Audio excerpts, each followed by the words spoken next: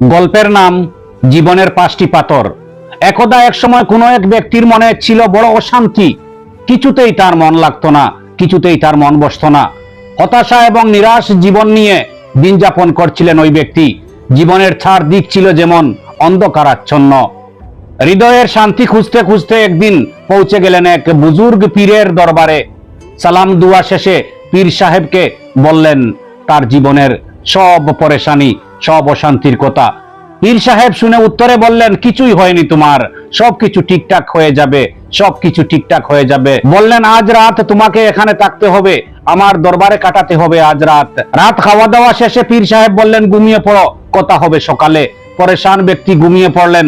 সকালে ঘুম থেকে জাগার পর পীর সাহেব বললেন, চলো বেড়াতে যাব, ঘুরতে যাব। পীর সাহেবের সাথে যখন ওই ব্যক্তি চলতে শুরু করেন, তখন পীর সাহেব তার পিঠের উপর বড় বড় 5টি পাথর বেঁধে দিলেন। তারপর হাঁটতে বললেন।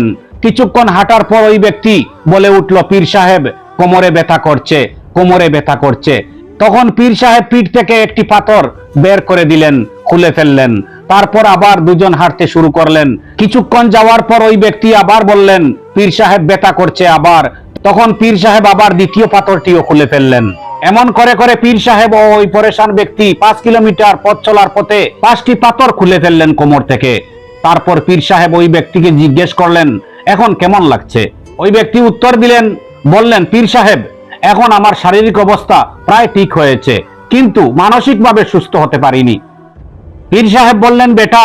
পীর সাহেব পরেশান ওই ব্যক্তিকে যে পরামর্শ দিলেন, যে কথাগুলো বললেন খুবই গুরুত্বপূর্ণ, মনের কান দিয়ে শুনুন, কাজে আসবে। তিনি বললেন, বেটা, যেমন তোমার পিঠের উপর 5টি বড় বড় পাথর ছিল, ক্রমান্বয়ে একটি একটি করে সব কটি পাথর খুলে দেওয়া হয়েছে, ঠিক সেইভাবে যে 5টি পাথর তোমার দিমাগে পেতে রেখেছো, পুঁতে রেখেছো, গেড়ে রেখেছো, এগুলো বের করতে হবে, এগুলো বের করে ফেলো। বললেন, প্রথম পাথরটি হিংসা, জ্বলন। বললেন, তুমি এই পৃথিবীতে অনেক জেলেসি লালন পালন করেছো, হিংসা লালন পালন করেছো, এগুলো দিমাগ থেকে খুলে ফেলো। সামান্য সামনে এগিয়ে ওই ব্যক্তি বললেন, বাবাজি, হিংসা জ্বলন দিমাগ থেকে খুলে ফেলেছি। তখন দিমাগের দ্বিতীয় পাথরের কথা বললেন। বললেন, লোভ লালসা, লালচ, পৃথিবীর অনেক লোভ লালসা রয়েছে তোমার মনে, দিমাগে। দিমাগ থেকে খুলে ফেলো লোভ লালসা নামের দ্বিতীয় পাথরটিও।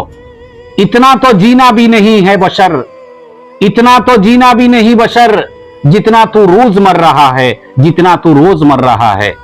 আরো একটু সামনে গিয়ে পীর সাহেব বললেন তৃতীয় পাথরের কথা, তুমি তোমার দিমাগে পেতে রেখেছো অনেক নফরত, গুসা, যার কোনো লেনাদেনা নেই, মতলব নাই, না কোনো জান পেহচান, এগুলো নিয়ে চিন্তা করে নিজের স্বাস্থ্য নষ্ট করছো, আর তুমি নেগেটিভ হয়ে যাচ্ছ।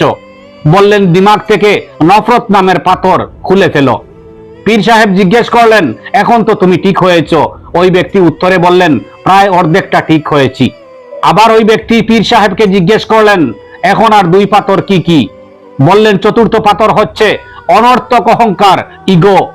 5 নম্বর পাথরের কথা যখন বাবাজি বললেন, পীর সাহেব বললেন, মনোযোগ দিয়ে শুনবেন, ভীষণ কাজে আসবে। পীর সাহেব বললেন, আগে তুমি এই পৃথিবীর সবাইকে মাফ করে দিতে, এখন তুমি মাফ করে দেওয়াটা বন্ধ করে দিয়েছো। দুনিয়াকে মাফ করে দেওয়া শিখে নাও, তো 5ম নম্বর পাথরটি আর থাকবে না, আর থাকবে না। পরে পীর সাহেব উপদেশ দিয়ে বলেন, সকালে ঘুম থেকে উঠে কারো বিরুদ্ধে অভিযোগ করা যাবে না, অনর্থক কোনো কাজ জমা রাখা যাবে না, এমনকি মোবাইলে জমে থাকা অপ্রয়োজনীয় কোনো জিনিস জমিয়ে রাখা যাবে না।